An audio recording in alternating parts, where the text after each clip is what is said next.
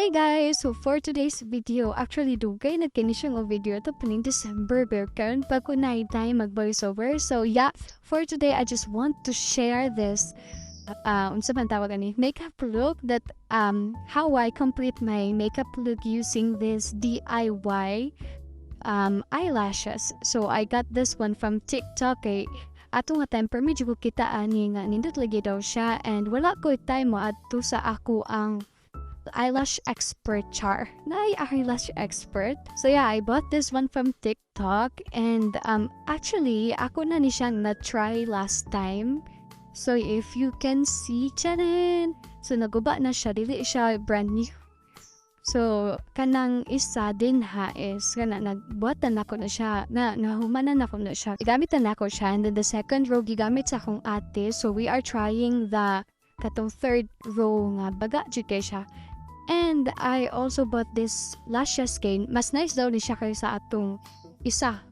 Nga free atong isa. So kung nakagets mo, GIKAPOY kayo top. So tapos ay bahalag adjust. So sa video guys, I just put sa center part kay maglisod ko kung akong tananon kay na try na ako ni siya gahapon and naglisod ko dali-dali kay dali or siya mo sa tawanan mo dry. So what I did is by installment ana. So yeah, nagwa ko isa ka buok and then pagdali pud uy siya ako siya ginahini kay basin magoba and then I just put sa center part. So sa center ko gaon na kay if ever mago sa pikas di na ko matansya kung sakto ba gid ang lashes na ako mabutang baray basin baga ra siya sa pikas. So yeah, mo na siya kong technique. I put it at the center first. So isod kaayo siya guys, promise. So kada to bakit ani mo sa TikTok nga paspas kay sila feeling na ko kay 100 times na sila ga practice. So kani ako kuan gini siya kanang tinabong ginawa sa tawali ka ng real gini siya guys. Nalisod siya at first pero if ever makapitan ni Mang Dynamics paspas na siya. So yeah, dugay kay ko nakakuan mo. So unya sa video bitaw kay paspas na kay ko. O diba? So paguman ana o second na daw ko no hay. Ambot wa ko kapilong sa akong giyaw ana. Ako din gi-explain nga kuan lagi siya ka ng by installment. Piece by piece na ko siya ginabutangan og glue. Kay, gusto dyan siya kay para bitaw, kung ako bitang awaton ang ako nakita na videos, mga TikTok videos, dire nga gagamit, ani nga ilang ibutan tanan sa ilang lashes. Alam mo, dry da yun siya, o yun nga, beginner pa ba ako, siguro ako na siya mabuhat if expert na kay kung magbutang ani. So now no, yeah kay sa katanan.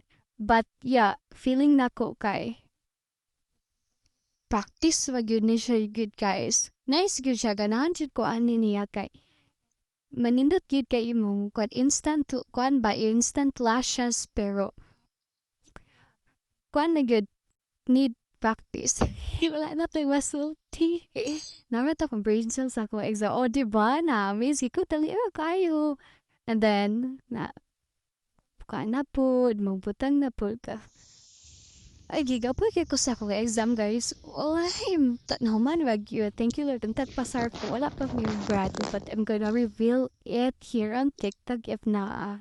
So, going back sa video, kuan na yun ako ang dynamics. Ako na yun siyang naikabalo na dyan ko sa technique bitaw. Tanawa gani. Oh, diba? Mami, special kay ko pang moment ako. So, another one. Last one, diba sa kilid.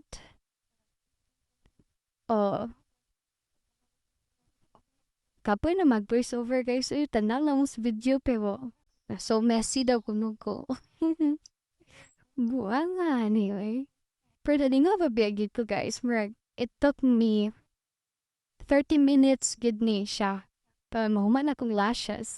But I think it's because twice pa na ko siya na-try. But if ever good nga, like, every week ko magbutaan, dali ba gid siguro ma-achieve na nako kana makitaan sa TikTok bitaw nga gabi mo wag ka ng 5 minutes human na dayon sila. Actually mo po na gikapoy. Gikapoy ang Disney princess. So, I think ma-achieve na nako na makita nako sa TikTok kung dali or bitaw kayo kung mag-practice gyud but yeah, mo din siya ang truth, mo din siyang reality na dili gyud siya dali gyud ibutang. Nya medyo na ilad po ko ato nga video kay abi na gyud dali ra pero I think gyud no mga 2 weeks from now kay wala na magugugod butang-butang gud gyud na ko ilakaw but I think if I'm gonna use it again instead of 30 minutes, mga 10 minutes na lang mo mananahon. And kuan naman good food ka ng pa lashes po ko sa akong lash expert sa CDO ganan kay ko ato. So yeah, tanawa ninyo, 'di ba? Magdali na lang kayo siya. Oh, I think that's the last piece na ako ibutang. O see? Oh, pas-pas naman siya good. So first of all, man good na good. Why gyapon na siya life no? Ay, joke. Ang guba di ay. Pero ako na siyang nabutang balik.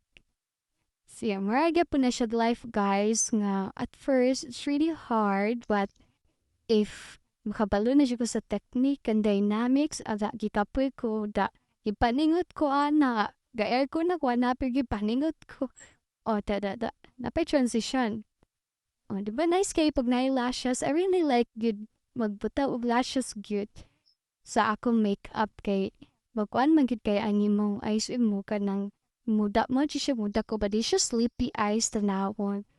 Tiyadang! O, diba? Ang transition kay slow ka ayo. Gigapoy na kong edit guys. Uy, kapo na jibala og sa putsa ko guys kay Skoy ya ko kapoy kayo on yan.